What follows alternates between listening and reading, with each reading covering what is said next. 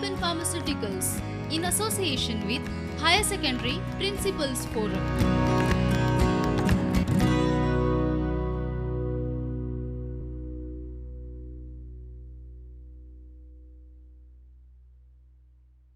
नमस्कार, मी स्वाती कोटकर. मी डिचोली येथील श्री शांतादुर्गा उच्च माध्यमिक विद्यालयात शिकवते. मित्रांनो, जीवन हे अत्यंत आनंददायी आहे. त्याचा आनंद प्रत्येकाने भरभरून घेणे अपेक्षित असते. आता प्रश्न उभा राहतो की आपण खरोखरच त्याचा आनंद उपभोगतो का? याचे प्रामाणिक उत्तर द्यायचे झाले तर आपल्यापैकी बहुतेक जण याचे उत्तर नाहीच असे देईल. यामागच्या कारणांचा जर आपण विचार केला तर असंख्य कारणे समोर येतील. त्यातील अत्यंत महत्त्वाचे समोर येणारे कारण म्हणजेच पैसा हे होय. आजचं जीवन हे अत्यंत धकाधकीचं आहे. तुटपुंज्या पगारात संसाराचा गाढा ओढताना सामान्य माणसाची खूपच ओढाताण होते. कुटुंबातील सगळ्या सदस्यांच्या गरजा पुऱ्या करता करता त्याला कुठून मनुष्य म्हणून जन्माला आलो असे वाटू लागते. त्यानंतर त्याला त्याचे जीवन उदास आणि कंटाळवाणे भासू लागते. अशा स्थितीत त्याचे दुःखी कष्टी मन काल्पनिक सृष्टीत त्याला हवा तसा फेरफटका मारू लागते आणि मग कल्पनेने उभारलेली ही सृष्टी काही काळ का होईना त्याला त्याचे दुःख विसरायला मदत करते. आज आपण अशाच मुंबईच्या चाळीत राहणाऱ्या, इमाने इतबारे नोकरी करणाऱ्या, संसाराचा गाढा ओढणाऱ्या आणि आर्थिक तणतणीतून पिसून गेलेल्या एका लेखकाला गेली 35 वर्ष माणूस म्हणून जगण्याचा पश्चाताप कसा झाला आणि स्वतःचे रूपांतर एका रुबाबदार मांजरात कसे करतो आणि मांजर झाल्यानंतर त्याच्या आयुष्यात कोणकोणत्या गमतीदार प्रसंग घडतात यांचं वर्णन आज आपण एका पाठाच्या माध्यमातून करणार आहोत. पाठाचं नाव आहे मांजर व्हा आणि लेखक आहेत रमेश मंत्री. लेखकाचं संपूर्ण नाव आहे रमेश राजाराम मंत्री. त्यांचा जन्म 1923 साली झाला आहे आणि 2002 साली त्यांचं निधन झालं आहे. एक लेखक म्हणून आपल्या कारकिर्दीची सुरुवात त्यांनी वृत्तपत्रीय लेखनाने केली आणि समाजात विनोदी लेखक म्हणून नावलौकिक प्राप्त केला. त्यांनी विनोदी लेख, कादंबरी, नाटक, प्रवास वर्णनं इत्यादी प्रकारात मोठ्या प्रमाणात लेखन केले. व्यक्ती, सामाजिक व्यवहार, विविध व्यवसाय यातील विसंगतीचे मार्मिक विडंबन हे मंत्री यांच्या विनोदाचे वैशिष्ट्य आहे. त्याचप्रमाणे जेम्स बॉन्डच्या साहसपटाच्या मर्मभेदक विडंबनाने मंत्री यांना विशेष कीर्ती लाभली. तसेच ते कोल्हापूर येथे भरवलेल्या अखिल भारतीय मराठी साहित्य संमेलनाचे अध्यक्ष होते. त्यांची साखरेची चित्रे, सह्याद्रीची चोरी, महानगर इत्यादी पुस्तके प्रसिद्ध झालेली आहेत. मांजरवा या फॅन्टसी प्रकारच्या कथेत मंत्री यांच्या विनोदी शैलीचे मनोरम दर्शन घडेल. मांजरवा हा जो पाठ आहे तो फॅन्टसी या प्रकारच्या कथेत मोडतो. फॅन्टसी या शब्दाचा अर्थ आहे काल्पनिक गोष्ट किंवा विलक्षण कल्पना आणि म्हणूनच हा पाठ कल्पनाप्रधान निबंधाचा एक उत्कृष्ट नमुनाच म्हणावा लागेल. सर्वप्रथम ही कथा किर्लोस्कर या मासिकात प्रसिद्ध झाली होती. 1920 साली शंकर वासुदेव किर्लोस्कर यांनी या मराठी मासिकाची सुरुवात केली होती. संत तुकाराम महाराज म्हणतात, आयुष्यात प्रत्येकाला दुःखाचे डोंगर पार करावे लागतात, तेव्हाच अल्प असे सुख त्याच्या वाट्याला येते. मानवाचे जीवन जेव्हा पर्वता एवढ्या दुःखाने भरडून जाते तेव्हाच विनोदाचा आधार मोलाचा ठरतो. विनोदामुळे हास्य निर्माण होते आणि हास्य ही माणसाची सहज प्रवृत्ती आहे आणि म्हणूनच तर मानवी जीवनात विनोदाचे महत्त्व अनन्यसाधारण आहे. मराठी साहित्यातील विनोदी दालन अनेक मान्यवर विनोदी लेखकांनी समृद्ध केलेले आहे. त्यात प्रल्हाद केशव अत्रे, द मा मिरासदार, पु ल देशपांडे यांचे नाव आवर्जून घ्यावे लागेल. त्यांच्या लेखनातून व्यक्त होणारा विनोद जरी वेगवेगळ्या प्रकारचा असला तरी हेतू मात्र हाच की मानवाला त्याच्या आयुष्यातील 4 सुखाचे क्षण हे या विरंगुळ्यातून प्राप्त व्हावे. चला तर मग वळूया मांजरवा या पाठाकडे. या कथेचा नायक एक मध्यमवर्गीय समाजाचं प्रतिनिधित्व करणारा आहे. मध्यमवर्गीय माणूस कसा नेहमी नाकासमोर चालणारा, आपल्या कामाशी काम ठेवणारा, कुणाच्या अध्यात्नामध्यात असतो, तशाच विशिष्ट साच्यातला हा लेखक आहे. गेली 35 वर्ष तो माणूस म्हणून जगत आहे. प्रामाणिकपणे नोकरी सांभाळून आपल्या संसाराचा गाढा ओढतोय, कुटुंबातल्या सदस्यांचं पालनपोषण करतो आहे. आर्थिक चणचणही त्याला सहन करावी लागत आहे आणि त्यामुळे काहीसा कंटाळलेला आहे, त्रासलेला आहे. जीवनाकडे पाहण्याची त्याची दृष्टी उदासीन बनलेली आहे आणि अचानक एक लहानशी घटना त्याच्या आयुष्यात घडते आणि त्याला माणूस म्हणून जगण्याचा पश्चाताप होऊ लागतो.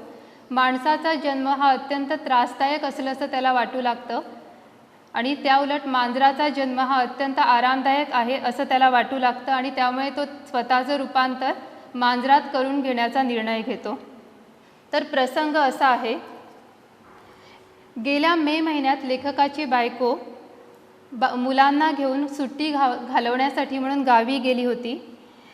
बायको मुलं घरात नसल्याकारणाने लेखकाला एकाकीपणा जाणवत होता. घरी स्वयंपाक करणारं कुणी नसल्यामुळे बाहेर जेवायला जायचा त्याला कंटाळा आला आणि म्हणून लेखकाने विचार केला की एक कपभर दूध प्यावं आणि काही बिस्किटं खावीत आणि निवांत पडावं. लेखक जेव्हा दूध घेण्यासाठी म्हणून स्वयंपाकघरात गेला तर त्याने पाहिलं की दुधाचं भांडं हे रिकामं आहे आणि त्याच्या बाजूलाच एक बोका पांढऱ्या मिशांवर लागलेले दुधाचे थेंब आपल्या पंजाने टिपत निवांत बसला होता. लेखकाची चाहूल लागताच तो खिडकीतून पसार झाला, पळून गेला.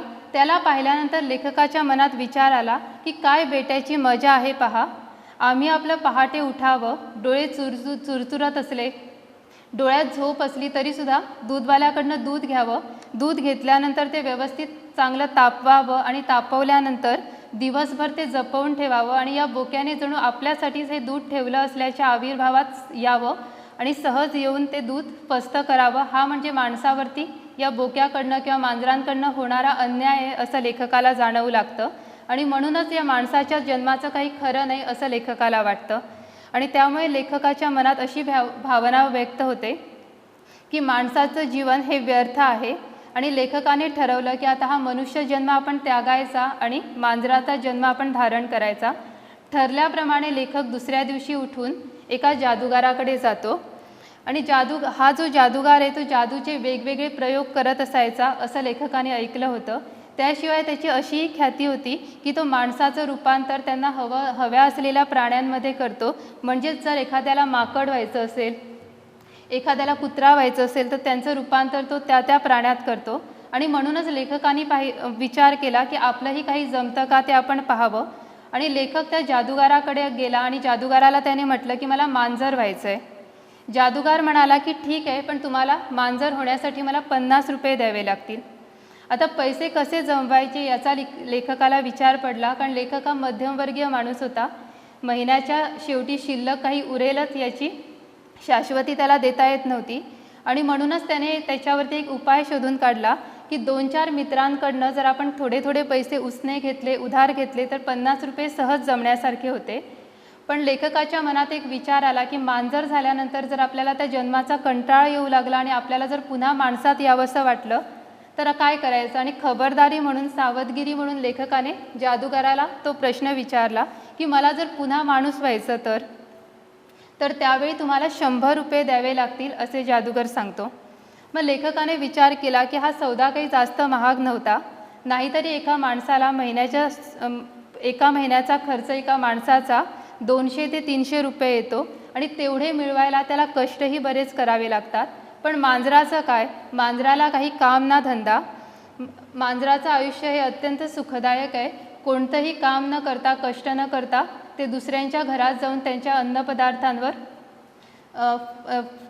फडशा पाडू शकतो आणि म्हणूनच लेखकाने मांजर होण्याचा निर्णय आपला पक्का केला आणि तो जादूगाराला कळवणार इतक्यात जादूगारच त्याला विचारतो की बरं काय ठरलं तुमचं.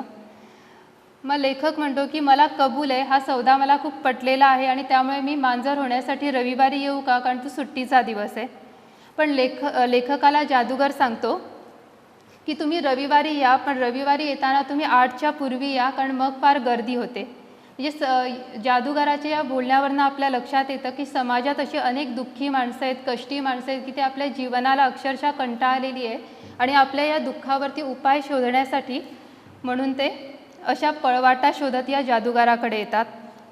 मग जादूगार त्यांना सांगतो की मला तुमची थोडी ट्रायल घ्यायची आहे, म्हणजे मांजर होण्यासाठी खरोखरच तुम्ही योग्य आहात की नाही तुमची पात्रता आहे की नाही हे तपासण्यासाठी मला तुमची एक ट्रायल घ्यायची आहे, तुम्ही मांजरासारखं म्याव करून दाखवा पाहू. तर जादूगाराच्या या सांगण्यावरून लेखकाला लाज वाटू लागते की आपण मांजरासारखं म्याव म्याव कसं करायचं.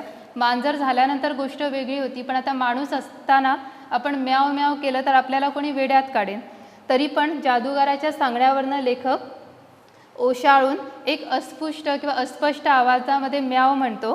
त्यावर जादूगार त्याला म्हणतो की छे छे असं चोरलेल्या आवाजात म्याव म्हणू नका, चांगलं खणखणीत आवाजात म्याव म्हणा. मग लेखकाने आपला घसा साफ केला आणि मोठ्या आवाजात म्याव ठोकून दिला.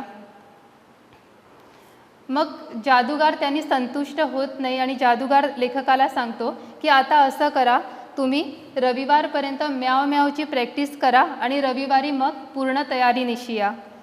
त्यानंतर लेखक त्याला होकार देतो आणि तिथून ऑफिसमध्ये जाण्यासाठी म्हणून बस स्टॉपवर येतो.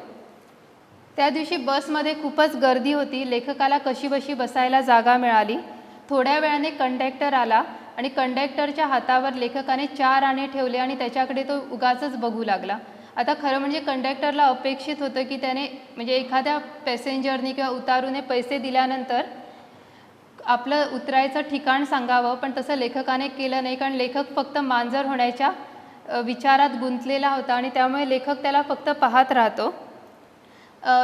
तर कंडक्टरला त्याची ही कृती समजत नाही आणि त्यामुळे कंडक्टर स्वतःहून त्याला विचारतो की तुम्हाला कुठं जायचं आहे. तेव्हा लेखक म्हणतो म्याव. आता म्यावचा उच्चार केल्यामुळे कंडक्टरही थोडासा गोंधळतो. कंडक्टरला वाटतं की आपला प्रश्न या उतारूला व्यवस्थित समजलेला नाही आहे आणि म्हणून तो पुन्हा तो प्रश्न जास्ती मोठ्याने विचारतो. तर लेखकही पूर्वीपेक्षा जोरात त्याला उत्तर देतो म्याव असं म्हणून. आता मात्र सगळे म्हणजे बाकीचे उतारू जे होते, पॅसेंजर जे होते आणि कंडक्टर अवाक होऊन लेखकाकडे पाहू लागले. तेव्हा लेखकाला आपली चूक लक्षात येते आणि लेखक विचार करू लागतो की अरे अजून तर आपण मांजर झालेलो नाही आहे. आणि मग तो ओशाळून लाजून आपलं ठिकाण सांगतो की हां मला गिरगाव मॅजेस्टिक सिनेमाला उतरायचं आहे आणि ही गोष्ट तिथंच थांबवतो. तर मांजर व्हायच्या विचारात लेखक पूर्णपणे हरवलेला आहे. जादूगाराने सांगितल्याप्रमाणे त्याला म्याव म्यावचा सराव करायचा आहे, पण आता त्याला सामाजिक परिणामांना सामोरं जावं लागत आहे आणि ही त्याच्यासाठी खूपच वाईट गोष्ट आहे.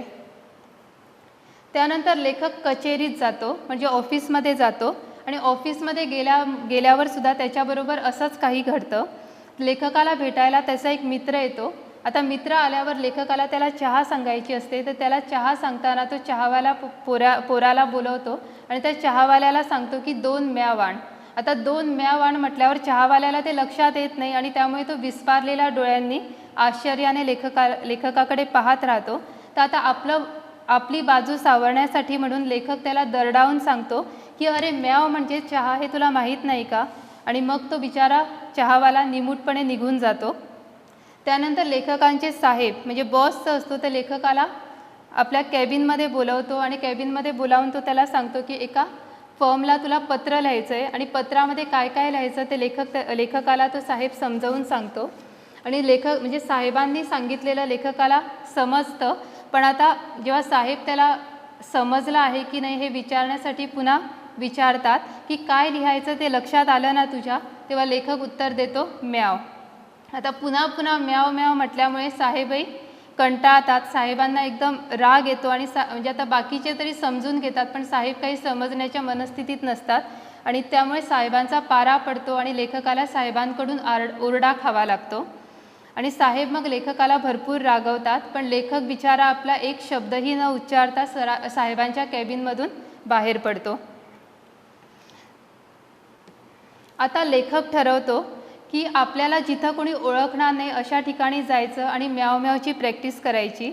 आणि त्यामुळे लेखक ऑफिसमधून बाहेर पडल्यानंतर संध्याकाळी मलबार हिलवर जातो आणि तिथं त्याला कुणीही ओळखणारं नाही आहे याची खात्री करतो आणि मग तिथं आपल्याला हवी तशी म्याव म्यावची प्रॅक्टिस करतो आणि आपला घसा साफ करून भावी म्यावचा पाया त्याने बळकट केलेला असतो.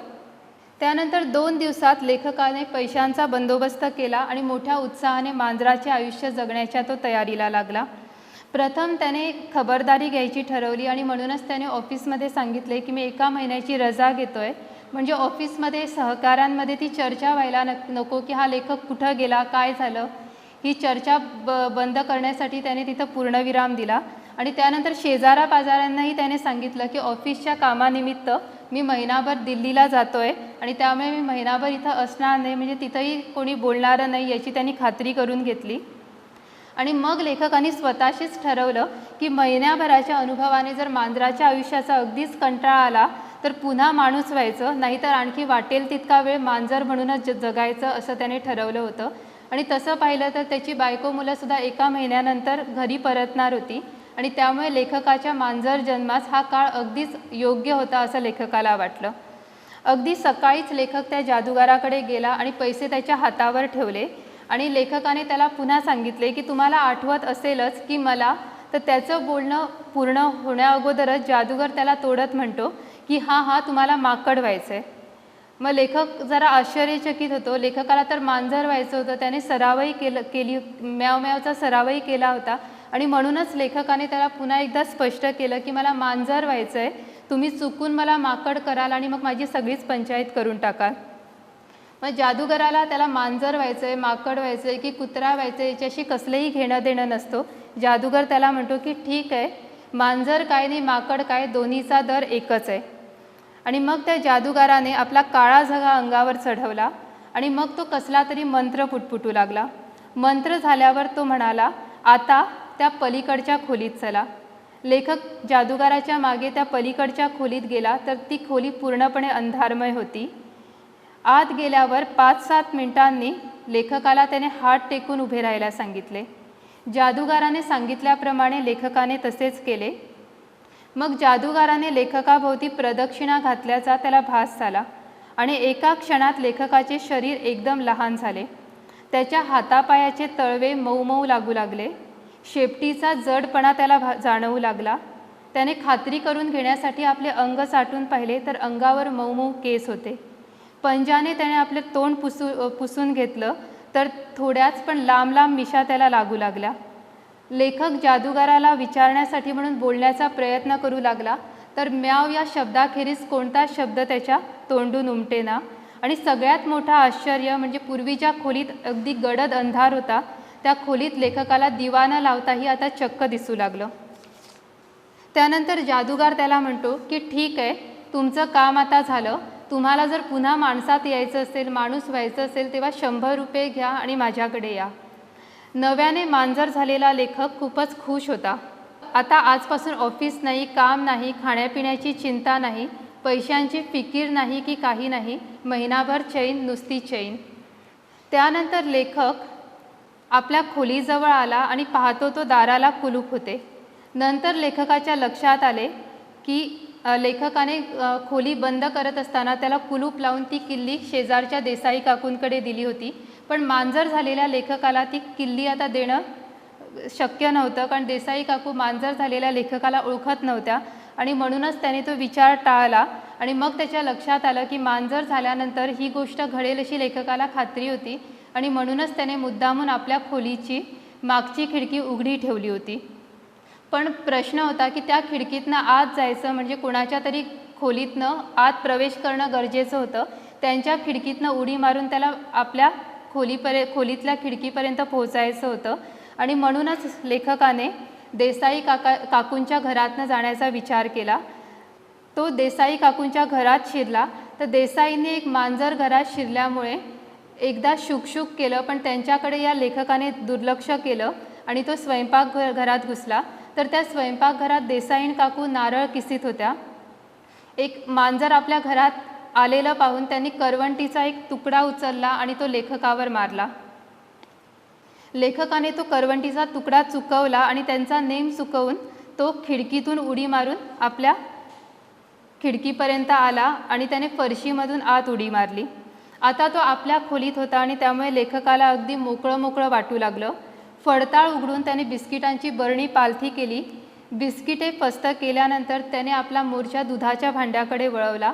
आता लेखक जर माणूस असता तर त्याने दूध कपात ओतून ते बशीत घालून पिलं असतं, पण आता ते बशीत ओतून पिण्याच्या फंदात लेखक पडला नाही, कारण तो आता मांजर झाला होता.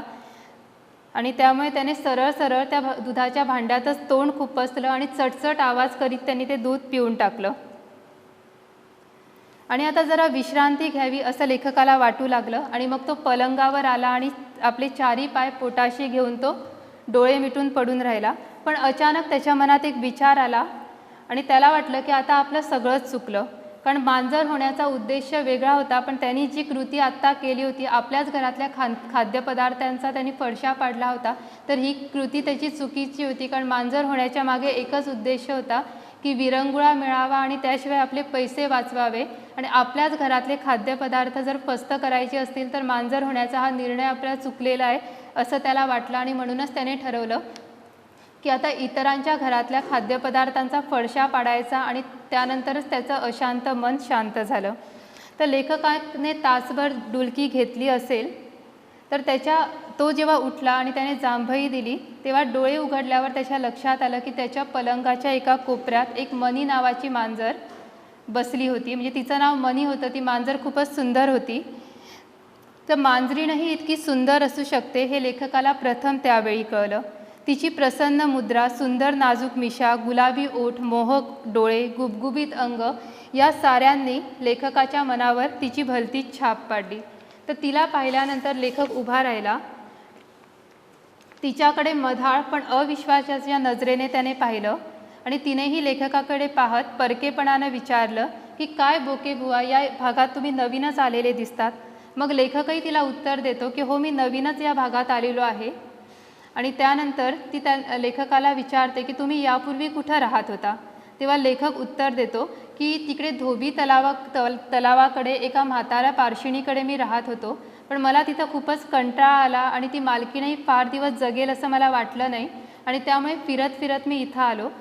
आता लेखकाला वाटतं की आपण या चाळीबद्दल जाणून घेऊया, आणि म्हणूनच मांजराचा दृष्टिकोन या चाळीबद्दल काय आहे हे लेखक जाणून घेण्याचा प्रश्न विचारतो की ही चाळ कशी काय आहे. मग ती मांजरीण उत्तर देते की तशी काही वाईट नाही आहे, पण इथं लोक इतके कंजूस आहेत की इथं शिळंपाकं काहीच ते ठेवत नाही आणि त्यामुळे आम्हाला खायला काहीच मिळत नाही. मी आपली शेजारच्या तळमजल्यावरच्या मिठाईच्या दुकानात जाऊन काही खाऊन पिऊन येते. तुम्ही कुठं लग्गाला साधलात आज? मग लेखक उत्तर देतो की मी इथंच या खोलीमध्ये दूध ठेवलं होतं, त्या दुधावरच आज हात मारला. पण आता मांजरीण सांगते की या खोलीचा मालक म्हणे महिनाभर गावाला गेला आहे, मग उद्यापासून तुमचं कसं होणार? म्हणजे लेखक गावाला गेला ही बातमी त्या मांजरांपर्यंतही पोहोचली होती. तर मग लेखकाला वाटलं की ही ज्या अर्थाने आपल्याला ओळखते त्या अर्थाने आपल्याबद्दल तिचे विचार काय आहेत हे जाणून घेण्याची एक चांगली संधी चालून आलेली आहे. आणि म्हणूनच लेखकाने तिला विचारलं की मनीबाई, हा मालक कसा काय वाटतो हो? म्हणजे हा मालक स्वभावाने कसा काय?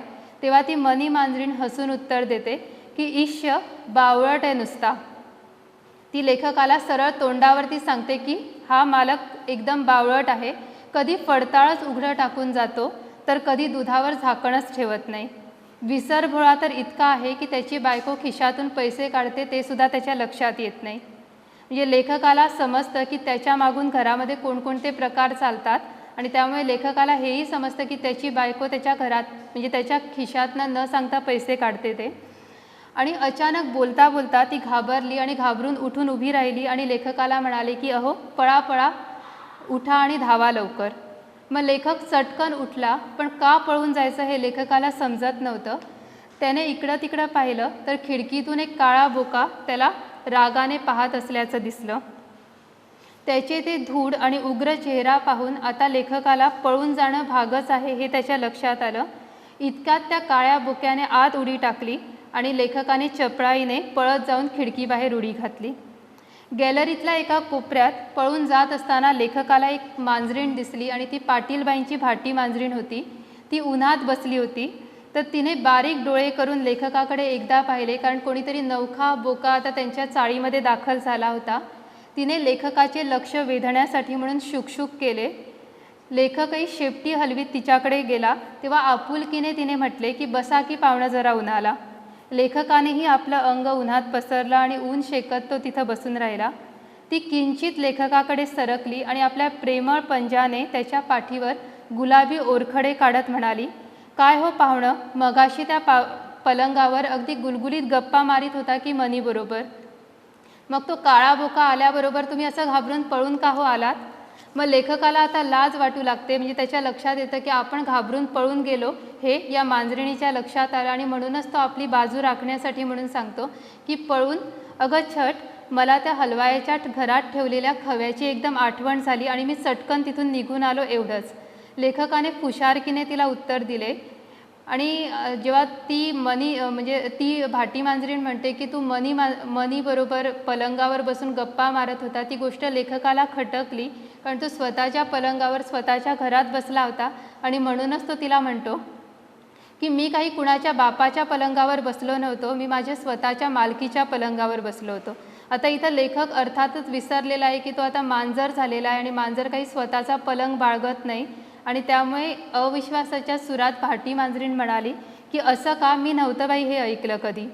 आणि त्यानंतर लेखकाला आपली चूक लक्षात येते, पण आता शब्द बदलण्यात काही अर्थ नाही हे समजून तो गप्प राहतो. आणि मग भाटी मांजरीण लेखकाला त्या मनी मांजरिणीपासून सावध राहण्याचा इशारा देते आणि ती लेखकाला सांगते, सूचित करते की ती मनी मांजरीण मोठी चहाटळ आणि कारस्थानी आहे, त्या काळ्या बोक्याशी तिचं काहीतरी सूत जमलेलं आहे. आता लेखकाला या गोष्टीची काहीच कल्पना नसते आणि म्हणून लेखक म्हणतो की मला या गोष्टीची काहीच कल्पना नाही आहे, माहिती नाही आहे. आणि मग म्हणजे तिला नंतर त्या काळ्या बोक्याचाही राग येतो, त्यामागे काहीतरी घडलेलं असतं आणि ती घटना ती लेखकाला सांगते की ती म्हणजे तुम्ही तर इथं नव्यानेच दाखल झालेला आहात या चाळीत, पण मी कधीपासून पाहते तर या काळ्या बोक्याने एकदा माझं लहान पिल्लू पळवलं होतं. आणि मग पिल्लाच्या आठवणीने तिच्या डोळ्यांमध्ये अश्रू जमा झाल्याचे लेखकाने पाहिलं. लेखकाला वाईट वाटतं तिच्याबद्दल आणि लेखक तिची समजूत घालताना म्हणतो की ईश्वरी इच्छेपुढे इलाज नाही, जाऊ दे, जे झालं ते झालं, चला मी तुम्हाला थोडं खायला प्यायला देतो. म्हणजे तिचं मन वळवण्याचा तो लेखक प्रयत्न करतो, पण ती पडल्या जागेवरूनच लेखकाला म्हणते की यावेळी म्हणजे या अशा अवेळी सगळी मुलं माणसं घरामध्ये हजर असतात आणि अशावेळी आपण मांजरं जाऊन तिथं काही खाऊ शकत नाही. तर लेखक तिला सांगतो, आश्वस्त करतो की चला तर खरं. लेखक उठून उभा राहिला आणि त्या दिवाडकरांच्या घरची सारी माणसं सकाळच्या जादा सिनेमाच्या खेळाला गेलं असल्याचं लेखक त्या भाटी मांजरिणीला सांगतो. आणि चला तर मग असं म्हणून ती भाटी मांजरीण लेखकाच्या मागे जाऊ लागते. तर दिवाडकरांच्या घरी गेल्यानंतर लेखकाच्या लक्षात येतं की घरी कुणी नसल्याकारणानं दिवाडकरांच्या खोलीला कुलूप लावलेलं होतं आणि म्हणून लेखक त्यांच्या घरच्या मागच्या बाजूला जातो. तर दोन्ही खिडक्या बंद होत्या आणि लेखकाला जाणवलं की एका खिडकीवरचं शटर जे होतं ते खाली होतं, जरासं ढिलं वाटलं, सैल होतं आणि म्हणून लेखकाने आणि भाटी मांजरिणीने मिळून दोघांनी मिळून ते शटर प्रयत्नपूर्वक ढकललं. तेव्हा लेखकाच्या लक्षात आलं की ती खिडकी बंद करण्यासाठी किंवा ते शटर बंद करण्यासाठी त्याच्या मागे रद्दी लावलेली होती आणि ती रद्दी कोसळली आणि त्याबरोबर खिडकीचं शटर उघडं झाल्याबरोबर त्या दोघांनी आतमध्ये उड्या टाकल्या. तर लेखकाने तिथं पाहिलं की एका भांड्यावर तारेची जाळी लावलेली होती आणि ते भांडं दुधाचं होतं. तर या आपल्या नव्यानं झालेल्या मैत्रिणीवर रुबाब मारण्यासाठी म्हणून लेखकाने एकदम खिडकीतनं हनुमानासारखी उडी घेतली, पण तिथं गफलत झाली आणि ती लेखकाची उडी चुकली आणि ती भांड्याच्या काठावर जाऊन पडली. भांडं अगदी कलंडलं आणि सगळं दूध सांडून घरंगळून गेलं. तर लेखकाला आपल्या या कृत्याची लाज वाटू लागली, कारण मांजरीसमोर किंवा त्या भाटी मांजरिणीसमोर, नव्या मैत्रिणीसमोर लेखकाची फजिती झाली होती. आणि तीही काही कमी नव्हती. ती लगेच लेखकाला टोकते की अहो तुम्ही अगदीच कसे हो नवशिके, आता चला बोलण्यात वेळ घालवूया नको, पटापट हे खाली घरंगळत चाललेलं दूध आपण साठून पिऊन टाकूया. तर घरंगळून पडताळाखाली पडताळ म्हणजे कपाट, म्हणजे भिंतीला लावलेलं असतं, त्या भिंतीला लावलेल्या कपाटाखाली किंवा पडताळाखाली हे दूध घरंगळून चाललं होतं आणि ते दूध त्या कपाटाखाली गेलं असतं तर यांना ते दूध प्यायला मिळालं नसतं आणि म्हणून दोघंजणं लांब जिभा काढून ते दूध चाटू लागले. इतक्यात लेखकाला त्या पडताळ्यातल्या एका भांड्यातून माशाचा खमंग वास येऊ लागला. त्यावेळी मात्र लेखकाला खूपच आश्चर्य वाटलं, कारण दिवाडकर हे ब्राह्मण होते आणि दिवाडकरीणबाई तर नीती अनितीच्या बाबतीत नाकाने कांदे सोलायची. तर असे हे लोक आपल्या घरामध्ये चोरून मांस मच्छी खातात याचा लेखकाला खूपच अचंबा वाटला. तर लेखकाने खात्री करून घेण्यासाठी भाटी मांजरिणीला सांगितले की अहो त्या पडताळात मासे आहेत. तर तिने एकदा जाऊन त्या पडताळाकडे गेल्यानंतर तिने श्वास घेतला आणि तिने खात्री करून घेतली की खरोखरच त्या फडताळामध्ये मासे ठेवलेले आहेत आणि ती म्हणते की हो, या फडताळामध्ये मासे आहे, पण ते आपल्याला मिळणार नाही, मिळण्याची शक्यता खूपच कमी आहे, कारण त्या दाराला कुलूप लावलेले आहे. तर लेखकाने बारकाईने त्या फडताळाच्या कुलूपाकडे पाहिले तर कुलूप नुसते अडकवलेले होते, ते लावलेले नव्हते. लेखकाने एका पंजाने ते काढले आणि वरची खिटी म्हणजे कडी सरकवली. तर दिवाडकरांनी लोणच्याच्या बरणीच्या मागे माशाचा डबा लपवून ठेवला होता आणि त्या फडताळावर दोघांनी एकदमच उड्या घेतल्या, पण दोघांची उडी इतकी जबरदस्त होती की त्यांच्या ओझ्याने किंवा ती ओढ लागून लहानसे फडताळ त्या दोघांवरच उलटले, पालथे झाले. आता मात्र मोठा कठीण प्रसंग आला. ते दोघे खाली आणि त्यांच्यावरती त्या फडताळातले लहान सहान डबे आणि बाटल्यांचे ते ढीग पडले होते. मोठ्या कष्टाने लेखकाने त्यातून डोकं बाहेर काढलं तर त्याने बघितलं की भाटी मांजरीनंही खटपटीने त्यातून बाहेर पडण्याचा प्रयत्न करत होता आणि मग तिला त्यात यश मिळाले. तर बऱ्याच बाटल्या फुटलेल्या तिथं दिसत होत्या. जिरे, मोहरी, वेलची, हळद हे सारे जिन्नस तिथं अस्ताव्यस्त पडलेले दिसले. तसंच माशांचा डबा घरंगळत जाऊन एका कोपऱ्यात पडला होता. तर त्या दोघांनी महाप्रयासाने तो डबा उघडला आणि मनसोक्त मासे खाल्ले आणि मग मात्र पोट भरल्यानंतर लेखकाला एक कल्पना सुचली. लेखक भाटी मांजरिणीला म्हणतो की आता आपण एक गंमत करूया. त्या दुसऱ्या माळ्यावरची केळकरीण बाई आहे ना, तिनं आज मला लाथ मारली, मी ती चुकवली म्हणा, पण विनाकारण मला मारणाऱ्या धावणाऱ्या त्या बाईची खोड मोडू आपण. यातला एक एक मासा आपण तोंडात धरू आणि तिच्या स्वयंपाकघरात टाकू. पण भाटी मांजरीण म्हणते की आता यावेळेला ते स्वयंपाक करत असतील, स्वयंपाकघरातच असतील आणि त्यांच्यासमोर जर आपण असं मासे नेऊन त्यांच्या स्वयंपाकात टाकण्याचा प्रयत्न केला तर त्या आपल्याला मार देतील. पण लेखक तिला हुशारकीने उत्तर देतो की काय हरकत आहे, जमवलं म्हणजे सारं जमतं आणि तो तिला घेऊन त्यांच्या घरी जातो. तर त्यांच्या अपेक्षेप्रमाणे केळकरीणबाई स्वयंपाक करत होत्या स्वयंपाकघरात. शेगडीवर त्यांनी भात शिजत ठेवला होता आणि स्टोववर त्या आमटीला फोडणी देत होत्या. तर या दोघांनी त्यांच्या स्वयंपाकघरात थेट प्रवेश केला आणि कुणाला काही कळायच्या आत एकाने चिरलेल्या भाजीत आणि दुसऱ्याने भाताच्या भांड्यामध्ये आपल्या तोंडातला मासा टाकला. आपल्या स्वयंपाकात मासे पडलेले पाहून केळकरीणबाईंनी जोरात किंकाळी मारली आणि भाजीत चिरत असताना 2 टोमॅटो तिथं ठेवलेले होते, ते रसरशीत टोमॅटो त्यांनी त्या दोन्ही मांजरांच्या दिशेने फेकून मारले. पण इथंच गफलत झाली आणि योगायोग असा झाला की मेहेंदळेबाई नुकतीच आंघोळ करून आली होती आणि त्या तुळशीला पाणी घालायला म्हणून गॅलरीत जात होत्या. तर हे रसरशीत टोमॅटो त्यांच्या अंगावरती पडून फुटले आणि मग मेहेंदळेबाईंनी रणगर्जना केली आणि मग या 2 ढालगजबाईंची अशी काही जुंपली की विचारूच नका. चाळीतल्या बाकीच्या माणसांना एक टाईमपासचा विषय मिळाला, कारण ते दोघं मोठ्या मोठ्याने उगाचच भांडायला लागले. तर एकंदरीत लेखक म्हणतो की हे मांजरीचं जीवन किंवा मांजराचं जीवन त्याला खूपच आवडलं. त्याशिवाय लेखकाला आंघोळ करायचा खूपच कंटाळा येत होता आणि आता मांजर झाल्यानंतर त्याचा हा आंघोळीचा त्रास वाचला होता. तर अशा मोफतच्या खाण्यापिण्यात आणि गप्पा गोष्टीत आणि आळसात 1 महिना कसा निघून गेला हे लेखकाला समजलंच नाही. तर आता बायको मुलं परतणार असल्या कारणाने लेखकाला माणूस व्हावंसं वाटत होतं. पुन्हा एकदा त्याच्या मनात माणसात परत यायची इच्छा उत्पन्न होत होती आणि म्हणूनच त्याने जादूगाराला देण्यासाठी म्हणून एक 100ची नोट एका पुस्तकाच्या पानात ठेवली होती. ती 100ची नोट घेण्यासाठी म्हणून तो आता आपल्या घरी जातो. तर घरी गेल्यानंतर म्हणजे घरी जाण्यासाठी त्याला खिडकीतून पुन्हा उडी घ्यायची असते. मागची खिडकी त्याने उघडीच ठेवली असते आणि तो घरात जाण्यासाठी म्हणून मागच्या खिडकीतनं उडी घेतो. उडी घेतल्यानंतर त्याच्या एकदम लक्षात येतं तर ती उडी त्याची एकदम त्याच्या बायकोवरती जाऊन पडते. त्याची बायको तिकडं तांदूळ निवडत बसलेली असते.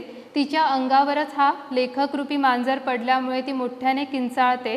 पण खरं म्हटलं तर त्या बायकोला पाहिल्यानंतर लेखकच खूप घाबरतो, अचंबित होतो, कारण आणखीन 2-3 दिवस ती येणार अशी त्याला खात्री नसते. कदाचित लेखकाला वाटतं की तिने आपला बेत आयत्या वेळेला बदलला असावा आणि ठरलेल्या वेळेच्या आधीच ती घरी येऊन धडकली असावी.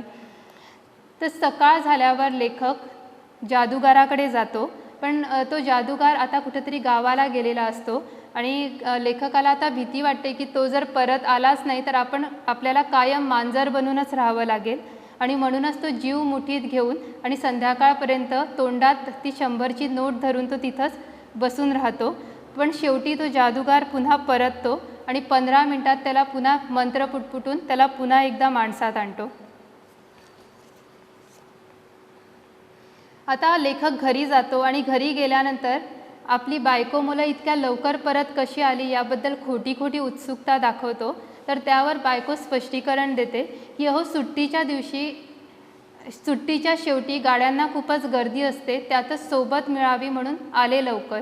म्हणजे आता बायको खूप लवकर आली होती आणि त्यानंतर तिने त्याला स्पष्टीकरणही दिलेलं असतं की गाड्यांना गर्दी खूप असल्याकारणाने कुणाची तरी सोबत मिळाली म्हणून ती ठरलेल्या वेळापेक्षा लवकर घरी परत आली.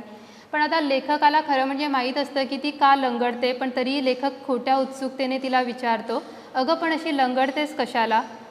बायको उत्तर देते की बाई काय सांगू तुम्हाला, तुम्ही गेलात गावाला आणि या चाळीमध्ये एक बोका आला आणि त्याने अक्षरशः सगळ्यांना छळलेलं आहे. मेल्यानं माझ्या पायावर डबा की हो टाकला, आता येऊ दे त्याला. म्हणजे ती आता वाट बघते की कधी एकदा तो बोका येतो आणि ती त्याला त्याची शिक्षा देते. पण लेखकाला काय घडलेलं आहे म्हणजे तो प्रसंग त्याला पूर्णपणे माहीत असतो, कारण तो बोका म्हणजे हा लेखकच असतो आणि म्हणूनच तो तिला विचारतो की तू त्याला कदाचित लाथ वगैरे मारली असशील आणि म्हणूनच तुझा पाय दुखावला असेल. मग तिला आश्चर्य वाटतं की आपण काहीही न सांगता लेखकाला ही गोष्ट कळली कशी, आणि म्हणूनच ती त्याला तसं विचारते. तर लेखक बिचारा आपला वेळ मारून नेण्याचा प्रयत्न करीत म्हणतो की नाही, मी आपल्या अंदाजाने म्हटलं. तर दिल्लीसारख्या दूरच्या गावी जाऊनही लेखकाने सामान काहीच नेलं नव्हतं बरोबर, आणि याचं तिला आश्चर्य वाटतं आणि ती चौकशी करते की तुम्ही सामान का बरोबर नेलं नाही, 1 महिना तुम्ही काय केलं? तर तेव्हा लेखक स्पष्टीकरण देतो, थाप मारतो की आपण मित्राचे कपडे वापरले. पण तिला माहीत असतं की 1 महिना मित्राचे कपडे वापरणं लेखक शक्य नाही, आणि म्हणूनच ती असा कयास बांधते की कदाचित लेखक आपलं सामान कुठंतरी विसरून आला असावा. आणि ती जे काही बडबडत होती किंवा लेखकाला त्याबद्दल रागावत होती, सुनावत होती, ते लेखकाला निमूटपणे ऐकून घ्यावं लागलं, कारण लेखकाकडे त्याचं स्पष्टीकरण द्यायला काही उत्तर नव्हतं. आणि त्यानंतर लेखक आता पुन्हा माणसात आला होता, पण माणसात आल्यावर सुद्धा लेखकाला आपण मांजरच आहे असं वाटत होतं. म्हणजे मांजराचे जे गुण त्याच्यामध्ये 1 महिन्यात उतरले होते ते त्याला सोडून जायला जराही तयार नव्हते. त्यानंतर लेखकाची मुलं दिल्लीला आपल्या वडिलांनी काय काय पाहिलं हे त्याला पुन्हा पुन्हा विचारतात. तेव्हा लेखक एवढंच उत्तर देऊ शकत होता त्यांना की दिल्ली बहुत दूर है, ही एवढीच माहिती तो त्यांना देऊ शकला, कारण दिल्लीला तो कधीही गेला नव्हता आणि त्यामुळे दिल्लीबद्दलचं ज्ञान यापुढे त्याला कधी सांगता आलं नसतं किंवा दिल्लीमध्ये काय आहे हे त्याला सांगता आलं नसतं. तर रात्री जेव्हा लेखक झोपला तेव्हा अचानक त्याला मध्ये जाग आली, कारण त्याच्या बायकोने दिवा लावला होता, म्हणजे लाईट पेटवलेली होती, आणि त्याचा मुलगा मधू त्याला हाक मारतो आणि लेखकाला सांगतो की बाबा उंदीर आला. म्हणजे रात्रीच्या वेळेला उंदराने तिथं धुमाकूळ घातल्याने सगळ्यांची झोपमोड झाली होती. आता उंदीर जर आपल्या घरात आलो तर एक तर आपण त्याला हाकलतो किंवा मारतो, पण इथं आता लेखक अजूनही स्वतःला मांजरच समजत आहे, कारण तो अर्धवट झोपेत आहे. तर मांजरीच्या कुळाशी आपला संबंध संपला हे विसरून लेखक अर्धवट झोपेत त्याला सांगतो की कुठं येतो, मी खाऊनच टाकतो त्याला. आता एका उंदराला एक माणूस खाऊन टाकतोय असं म्हटल्याबरोबर लेखकाची बायको आणि लेखकाचा मुलगा मधू आश्चर्यचकित होऊन चकित नजरेने त्याला पाहू लागतात, आणि तेवढ्या वेळामध्ये उंदीर खिडकीतून आपला जीव बचावून पळून जातो. आणि त्यानंतर सकाळी उठून जेव्हा लेखक पाहतो तर घरात 2 मांजरं आली होती. म्हणजे लेखक बायको मुलं घरात नसताना बाकीच्या सगळ्या मांजरांना घेऊन तो तिकडं गप्पा करत बसायचा, आणि त्यामुळे ही मांजरं आता सवयीने त्या घरामध्ये आली होती. हाकलली तरी जात नव्हती, म्हणजे त्यांना आता सवय झालेली त्या घराची, आणि म्हणून त्यांना तिथंच आपलंच घर कसं त्यांना वाटत होतं आणि ते तिथून जायला बघत नव्हती. तर लेखकाने ओळखण्यापूर्वीच, म्हणजे त्या मांजरांमधली एक लेखकाची मैत्रीण होती गोदी मांजर, आणि ती मांजर तिथं आली होती. तर तिला लेखकाने ओळखण्यापूर्वीच लेखकाची लहान मुलगी नीला, तिने आपली बाहुली तिच्या पाठीत घातली आणि ती बिचारी गोदी मांजरीण पळून गेली तिथून. त्यानंतर लेखक ऑफिसला जायला निघाला. तो जिन्यावरती क्रूर काळा बोका उभा होता आणि लेखकाला खाऊ का गिळू या नजरेने तो पाहत होता. लेखक त्याला बघून जरा घाबरला, कारण इतक्या 1 महिन्यामध्ये लेखकाने त्याची जरा जास्तीच धास्ती घेतली होती, आणि लेखक जरा मनातून सरकला. आणि लेखक जवळून जात असताना त्या काळ्या बुक्याने उगाचच लेखकाला ओरबाडण्याचा एक अयशस्वी प्रयत्न केला. तेव्हा लेखकाने हातातल्या डब्याचा प्रसाद त्याला दिला. ते पाहून लेखकाचे सहकारी गोविंदराव म्हणाले की अहो, लेखकाचे शेजारी गोविंदराव म्हणाले की अहो, मुलासारखं मांजराशी काय खेळताय. आता या गोविंदरावाला काय म्हणावं. म्हणजे 1 महिनाभर लेखक त्या मांजरांबरोबर खेळत होता, वावरत होता, त्यांच्याबरोबर गप्पा गोष्टी करत होता. हे या गोविंदरावाला कसं सांगावं हा प्रश्न लेखकाला पडला आणि लेखकाने तो नाद शेवटी सोडून दिला आणि मग ते लेखक जिन्यापाशी आला. तर तिथं लेखकाची आवडती मांजरीण मनी मांजरीण मोठ्या केविलवाणे नजरेने लेखकाकडे पाहत होती. पण लेखक आता माणसात आल्यानंतर तिच्याकडे परकेपणानं आणि निराशेने पाहत त्याने स्वतःशीच म्हटलं की ही नाही रे माझी बया. म्हणजे लेखकाला कुठंतरी खंत जाणवताना दिसते की ही आता माणसात आल्यानंतर आपल्याला या मनी मांजरिणीशी बोलता येणार नाही, तिला भेटता येणार नाही आणि त्यामुळे ते स्वतःच्या मनाची समजूत घालताना दिसतं की ही माझी नाही आहे. तर लेखक म्हणतो की अजूनही माणसात आल्यानंतर मला या माणसांची जमवून घेताना थोडाफार त्रास पडतोच. साहेबाने जर एखादा हुकूम सोडला किंवा एखादं काम करायला सांगितलं तर होकार देण्याऐवजी लेखकाला त्यांना म्याव म्हणावंसं वाटतं. लेखकाची एक सहकारी शोभा कुलकर्णी जेव्हा लाडाने बोलत त्याच्या जवळ येते तेव्हा मायेने तिचा हात चाटावासा वाटतो. दुपार झाली की सुस्ती घालवण्यासाठी म्हणून आपले 4ही पाय ताणून अंग मोडून खुर्चीत झोपावेसे वाटते. बशीत चहा उतला की तो चाटून प्यावासा वाटतो. तसंच पंडितराव सामंताला ओरबाडून टाकावंसं वाटतं. आणि ऑफिसमधनं घरी परतताना 2-3 घरात तरी खिडकीतून आत शिरून काय चाललं आहे हे पाहण्यासाठी म्हणून लेखकाला त्या घरामध्ये किंवा त्या खिडकीतून आत डोकावंसं वाटतं. मग लेखक म्हणतो की मांजर जन्माच्या या आठवणीने आता वर्षातून एकदा तरी मला मांजर व्हावंसं वाटू लागलं आहे. आणि लेखक आपल्याला किंवा आपल्या या वाचकांना सांगतो की तुम्ही दैनंदिन जीवनात जर या धकाधकीला कंटाळला असाल तर एक करा, तुम्ही मांजर व्हा. म्हणजे लेखकाने इथं आपल्याला संदेश दिलेला आहे की ताणतणावरहित जीवन जगायला हवं असं त्यांनी आपल्याला पुन्हा पुन्हा या पाठाच्या माध्यमातून सांगितलेलं आहे. तर या पाठातले शब्दार्थ म्हणजे शब्दांचे अर्थही महत्त्वाचे आहेत. ते परीक्षेला कधीकधी रिपीट होतात. तर फॅन्टसी या शब्दाचा अर्थ आहे कल्पनारम्य, टिकोजी बाजीराव, अदबीने म्हणजे सन्मानाने, ढालगज म्हणजे निष्कारण उठाठेवी करणारी, धूळ म्हणजे अवजड शरीर, तसदी त्रास, फडताळ म्हणजे भिंतीत बसवलेले कपाट. त्यानंतर या पाठात वाक्प्रचार आहेत आणि हे 5ही वाक्प्रचार जे आहेत ते बोर्ड एक्झाममध्ये पुन्हा पुन्हा रिपीट झालेले आहेत. पुन्हा पुन्हा ते येतात आणि त्यामुळे ते खूपच महत्त्वाचे आहेत. ताटाखालचं मांजर होणं, लाचार होणे, मिंधे होणे, फिकीर नसणे म्हणजे काळजी नसणे, छाप पाडणे, प्रभाव टाकणे, लग्गा साधणे म्हणजे कार्य साधणे आणि नाकाने कांदे सोडणे म्हणजे शिष्टपणा दाखवणे. पुढचा प्रश्न आहे, पुढील प्रश्नांची उत्तरे 4-6 ओळीत द्या. पहिला प्रश्न आहे, बोक्याकडे पाहिल्यावर मांजर झालेलं बरं असं लेखकाला का वाटलं. दुसरा प्रश्न, इतरांच्या घरातील पदार्थांवर ताव मारण्याची प्रतिज्ञा करण्यामागचा लेखकाचा हेतू काय होता. तिसरा प्रश्न हा अत्यंत महत्त्वाचा आहे, विनाकारण लाथ मारणाऱ्या केळकरीण बाईला मांजर झालेल्या लेखकाने कसा धडा शिकवला. तर इथं जो प्रसंग सांगितलेला आहे केळकरीण बाईंचा, तर केळकरीण बाईंनी लेखकाला लाथ मारली म्हणून लेखकाने त्यांच्या स्वयंपाकघरामध्ये जाऊन भाटी मांजरिणीबरोबर मासे फेकले आणि त्यानंतर जो गोंधळ उडाला आणि त्याच्यानंतर मेहेंदळे बाईंशी त्यांची कशी जुंपली याचं सगळं वर्णन या उत्तरामध्ये करावं लागेल. चौथा प्रश्न आहे, ऑफिसातल्या माणसांशी जमवून घेताना लेखकाला त्रास का पडला. तर या 4 ते 6 ओळीत प्रश्नांच्या उत्तरांमधलं तिसरा प्रश्न जो आहे तो अत्यंत महत्त्वाचा आहे. पुढील प्रश्न आहे, पुढील प्रश्नांची उत्तरे 7-8 ओळीत द्या. हे दोनही प्रश्न अत्यंत महत्त्वाचे, ते बोर्ड एक्झामला पुन्हा पुन्हा रिपीट होतात. लेखकाने मांजराचे आयुष्य जगण्याची तयारी कशी केली. तर लेखकाने मांजर होण्यासाठी म्हणून सुरुवातीपासून 50 रुपये मित्रांपासून कसे जमवले हे सगळं इथं लिहावं लागेल.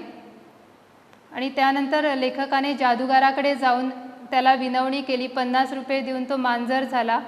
नंतर मांजर होण्या अगोदर त्याने चाळीत आणि ऑफिसमध्ये कशी खबरदारी घेतली या सगळ्या गोष्टी इथं सांगाव्या लागतील. दुसरा प्रश्न आहे, दिवाडकरांच्या घरामध्ये प्रवेश केल्यावर तिथे घडलेल्या प्रसंगाचे वर्णन लेखकाने कसे केले. तर दिवाडकरांच्या घरात प्रवेश केल्यानंतर भाटी मांजरीण आणि तो गेल्यानंतर दुधाचं भांडं कसं कलंडलं, त्यानंतर पडताळ त्यांच्यावरती कसं पालथं झालं, पडताळातल्या कोणकोणत्या गोष्टी खाली पडल्या, त्या पडताळामध्ये लेखकाला माशांचा डबा सापडला, तर या सगळ्या गोष्टींचं वर्णन इथं करावं लागेल. शेवटचा प्रश्न आहे, संदर्भासह स्पष्टीकरण करा. यातला पहिला संदर्भ आहे, तर यावेळी 100 रुपये द्यावे लागतील.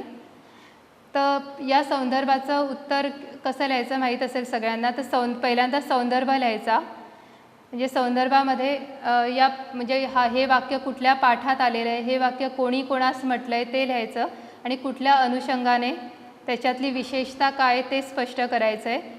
तिसरा प्रश्न त्याच्यानंतर मग त्याचं स्पष्टीकरण द्यावं लागेल. तर त्याचप्रमाणे दुसराही संदर्भ सोडवायचा आहे. ईश्वरी इच्छेपुढे उपाय नाही, जाऊ दे झालं, मी तुम्हाला थोडं खायला प्यायला देतो चला.